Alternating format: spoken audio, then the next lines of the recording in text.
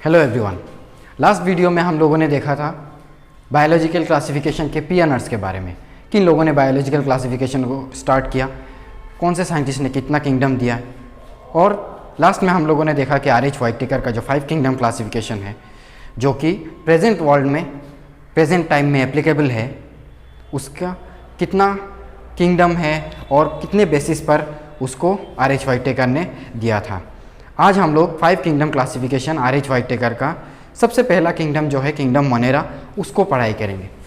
Kingdom Monera का जो basic characters है आज हम लोग उसको देखेंगे। किंगडम मोनेरा का बेस्ट एग्जांपल है bacterias. Bacterias are the organisms that come under kingdom Monera. Kingdom Monera के जो बैक्टीरियाज है वो कॉस्मोपॉलिटन होते हैं। बैक्टीरियाज हम सबको पता है कॉस्मोपॉलिटन होते हैं। कॉस्मोपॉलिटन का मतलब ये लोग present everywhere, present everywhere. Cosmopolitan का मतलब है प्रेजेंट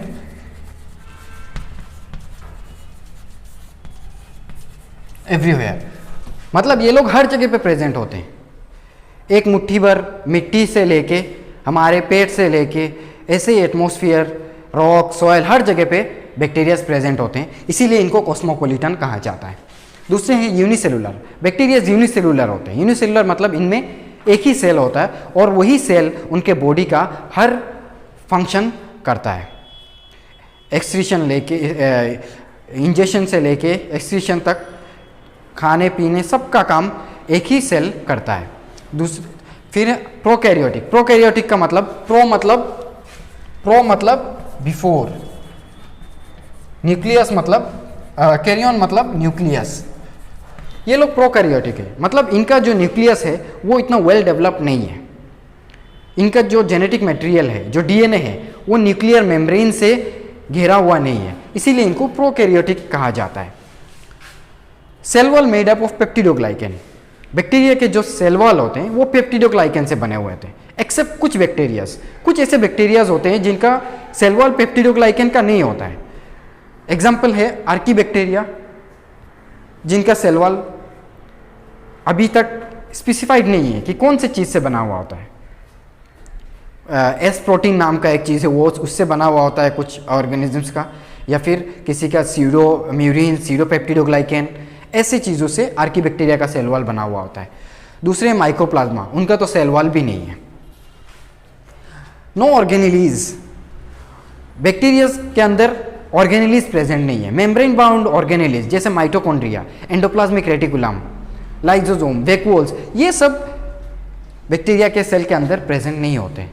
सिर्फ 2 ही चीज़ें प्रेजेंट होते हैं, एक है मेसोसोम और दूसरे हैं राइबोसोम। राइबोसोम जो प्रोटीन बनाने में हेल्प करता है, दूसरे मेसोसोम। मेसोसोम मतलब ये एक सेल हो गया, और इसका जो प्लाज्मा मेम्ब्रेन है, प्लाज्मा मेम्ब्रेन वो इनफोल्ड होता रहता है, मतलब कुछ ऐसे फोल्डिंग्स के जैसे ऐसे सेल वॉल के अंदर होता है। प्लाज्मा मेम्ब्रेन कभी कभार ऐसे फोल्ड हो जाता है, तब उस पार्ट को हम लोग बोलते हैं मेसोसोम। उसके बाद आता है न्यूट्रिशन। उनका न्यूट्रिशन ऑटोट्रॉफिक भी होता है, हेटरोट्रॉफिक भी होता है। ऑटोट्रॉफिक मतलब ये लोग अपना खाना खुद बना सकते हैं, और हेटरोट्रॉफिक मतलब ये लोग दूसरे ऑर्गेनिजम्स के ऊपर डिपेंडेंट होते हैं खाने के लिए। ऑटोट्रॉफिक के अंदर भी 2 टाइप्स होते हैं, एक है फोटो ऑटोट्रॉफिक, दूसरा है केमो ऑटोट्रॉफिक। फोटो ऑटोट्रॉफिक का मतलब ये लोग लाइट से, फोटो मतलब लाइट से अपना खाना बना सकते हैं। दूसरा है कीमो ऑटोट्रॉफिक। कीमो मतलब केमिकल्स, ये लोग केमिकल्स से भी अपना खाना बना सकते हैं। तो ऐसे ऑर्गेनिजम्स को हम लोग जो अपना खाना खुद लाइट या फिर केमिकल से बना सकते हैं, उनको हम लोग बोलते हैं फोटो ऑटोट्रॉफिक। और दूसरे होते हैं हेटरोट्रॉफिक। हेटरोट्रॉफिक मतलब ये लोग दूसरे ऑर्गेनिजम्स के ऊपर डिपेंडेंट होते हैं अपने खाने के लिए। उसके भी बहुत टाइप्स हैं, जैसे पैरासाइटिक मतलब ये लोग जिस ऑर्गेनिज्म से अपना खाना लेते हैं उसको हार्म पहुंचाते हैं। मतलब ऐसा समझ लीजिए जिस थाली में वो लोग खाते हैं उसी थाली में वो लोग छेद करते हैं, ठीक है। दूसरे सिम्बायोटिक मतलब जिस ऑर्गेनिज्म से वो लोग खाना लेते हैं उसको भी किसी ना किसी तरह वो लोग फायदा पहुंचाते हैं। तो मतलब ये एक पार्टनरशिप के जैसा है कि उस बैक्टीरिया को खाना भी मिलता है और जिस ऑर्गेनिजम्स में वो लोग रहते हैं उनका भी कुछ काम हो जाता है। तीसरा है सेप्रोफाइटिक मतलब डेड ऑर्गेनिजम्स या फिर कोई भी ऑर्गेनिजम्स, प्लांट, कोई भी चीज़ अगर मर जाए तो उससे वो लोग अपना खाना लेते हैं। उसके बाद आते हैं रिप्रोडक्शन में। बैक्टीरिया रिप्रोड्यूस कैसे करते हैं? ये लोग असेक्सुअल मेथड से भी रिप्रोड्यूस कर सकते हैं या फिर सेक्सुअल मोड ऑफ रिप्रोडक्शन भी इनके अंदर होता है। असेक्सुअल मोड ऑफ रिप्रोडक्शन मतलब, असेक्सुअल मोड ऑफ रिप्रोडक्शन का बेस्ट एग्जांपल है बाइनरी फिजन। बाइनरी फिजन मतलब एक जो बैक्टीरिया है, एक जो सेल है, वो डिवाइड होके जब दो बन जाता है उसको हम लोग बोलते हैं बाइनरी फिजन। बाइनरी का मतलब ही है, बाइनरी मतलब टू, फिजन मतलब ब्रेक डाउन। तो एक बैक्टीरिया ब्रेक होके जब दो बनता है उसी को हम लोग बाइनरी फिजन बोलते हैं। और ये एक असेक्सुअल मोड ऑफ रिप्रोडक्शन है क्योंकि इसके अंदर बाहर से कोई एक्स्ट्रा जेनेटिक मटेरियल नहीं आ रहा है। दूसरा है sexual mode of reproduction. Sexual mode of reproduction तीन तरह का होता है, एक है कॉन्जुगेशन, दूसरा है ट्रांसडक्शन, तीसरा है ट्रांसफॉर्मेशन। कॉन्जुगेशन का मतलब क्या है? एक बैक्टीरिया है, एक बैक्टीरिया का जो जेनेटिक मटेरियल है और ऐसे यहाँ पे दूसरा बैक्टीरिया में जब एक बैक्टीरिया का जेनेटिक मटेरियल दूसरे बैक्टीरिया में वाया पिलाई, बैक्टीरिया क्या है, सरफेस में एक पिलाई नाम का एक स्ट्रक्चर होता है, ये हर बैक्टीरिया के अंदर, बैक्टीरिया के सरफेस में होता है। ये पिलाई क्या करता है, पिलाई वाया पिलाई, ये जो जेनेटिक मटेरियल है ये ट्रेवल करता है एक बैक्टीरिया से दूसरे बैक्टीरिया में और वही बैक्टीरिया में जाके ये मिक्सअप हो जाता है उसके जेनेटिक मटेरियल में, और इसी में प्रोसेस को हम लोग बोलते हैं कॉन्जुगेशन। ठीक है, ये हो गया सेक्सुअल मोड ऑफ रिप्रोडक्शन। क्यों? क्योंकि एक बैक्टीरिया का जेनेटिक मटेरियल दूसरे बैक्टीरिया में जा रहा है, तो इसीलिए हम लोग इसको सेक्सुअल मोड ऑफ रिप्रोडक्शन बोलेंगे और इस प्रोसेस को हम लोग बोलते हैं कॉन्जुगेशन। अभी आते हैं दूसरा जो mode of nutrition, mode of sexual reproduction है वो है ट्रांसडक्शन। ट्रांसडक्शन में क्या होता है?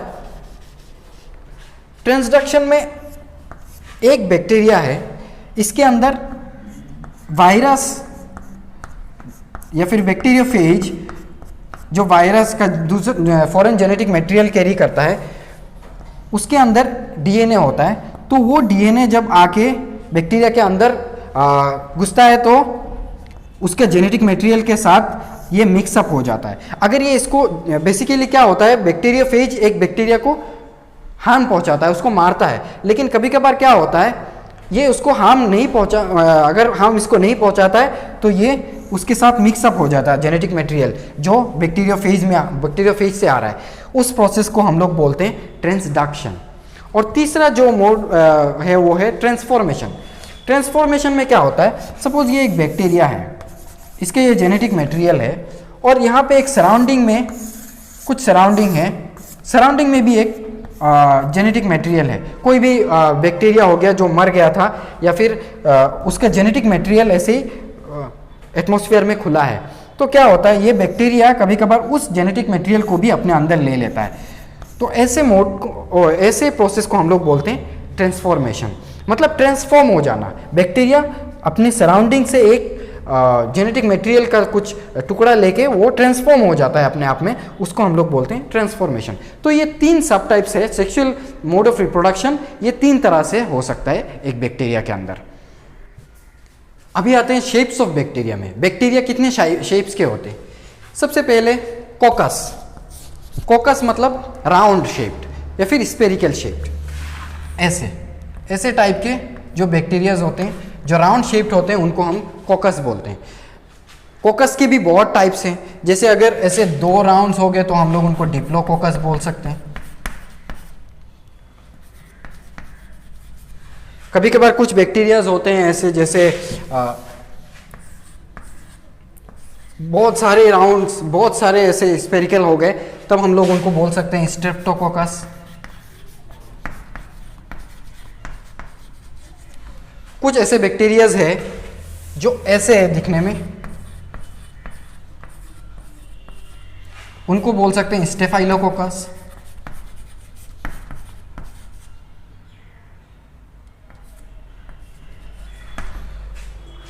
तो ऐसे जो ऑर्गेनाइजेशन है और ऐसे जो शेप्स है, शेप्स के ऊपर हम लोग इसको डिप्लोकोकस, स्टेफाइलोकोकस, स्ट्रेप्टोकोकस, टेट्राकोकस ऐसे बोल सकते हैं। ये सब बैक्टीरिया स्पेरिकल होंगे, राउंड होंगे। उसके बाद आते हैं बेसिलस। बेसिलस मतलब रॉड शेप्ड ऐसे टाइप के होते हैं, ठीक है, जैसे ई कोलाई हो गया। तो ये बेसिलस मतलब रॉड शेप्ड।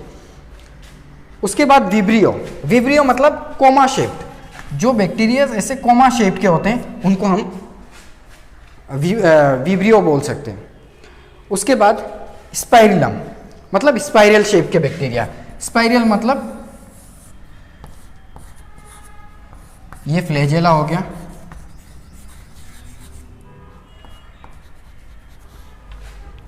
तो स्पाइरलम जो बैक्टीरियाज होते हैं ये स्पाइरल होते हैं।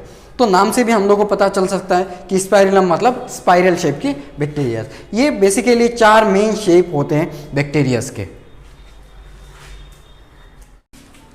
अभी बैक्टीरिया के types of bacteria. Bacteria 2 type के होते हैं, एक है आर्की बैक्टीरिया और दूसरे हैं यू बैक्टीरिया।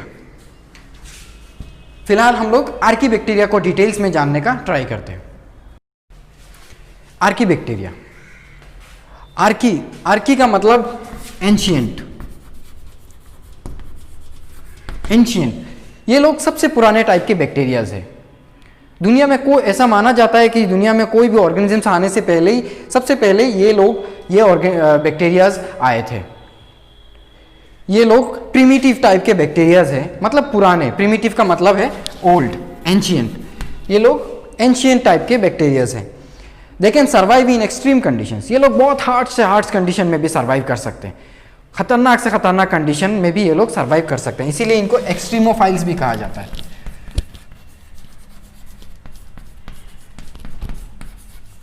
फाइल्स मतलब लविंग। तो ये लोग एक्सट्रीम से एक्सट्रीम कंडीशन, जितना बुरा कंडीशन हो ये लोग सर्वाइव कर सकते हैं। उसके बाद cell wall made up of S layer और सीडोपेप्टिडोग्लाइकेन। इनका जो सेल वॉल है वो स्पेसिफाइड नहीं है। कुछ ऑर्गेनिजम्स, कुछ बैक्टीरिया का सेल वॉल एस लेयर से बना हुआ होता है और दूसरा सीडोपेप्टिडोग्लाइकेन से बनते हैं। तो सीडो मतलब फॉल्स पेप्टिडोग्लाइकेन मतलब इन लोगों का जैसे एनवायरनमेंट चेंज होता रहेगा उस हिसाब से ये लोग भी अपना सेल वॉल को भी एडजस्ट करते रहेंगे, इसीलिए उनका सेल वॉल स्पेसिफाइड नहीं है। कैन नॉट कोज डिजीज, ये लोग डिजीज कोज नहीं कर सकते। ज़्यादातर ये लोग ऐसे जगहों पे रहते हैं जहाँ पे इंसान या फिर ऑर्गेनिजम्स रहते नहीं है, इसीलिए ये लोग उनके कांटेक्ट में भी आने का चांसेस होता नहीं है और ये लोग डिजीज भी नहीं कोज कर सकते। इनके 4 टाइप्स होते हैं बेसिकली। सबसे पहले है थर्मोएसिडोफाइल्स। थर्मोएसिडोफाइल्स मतलब heat loving, hot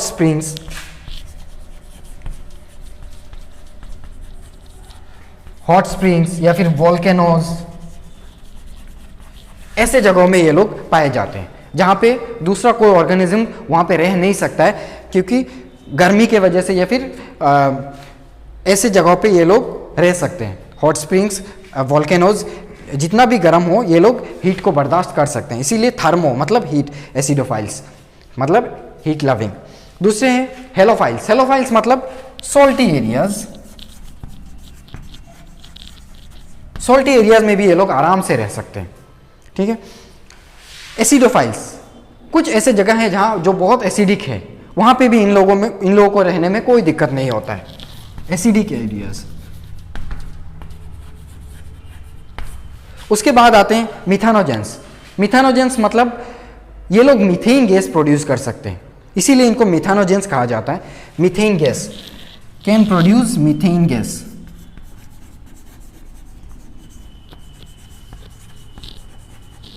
can produce methane gas.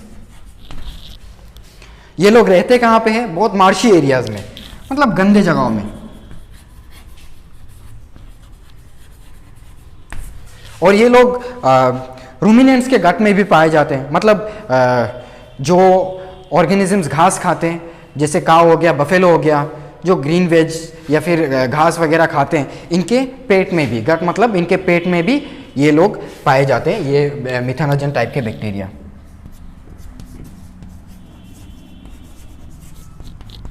Present in gut of ruminants.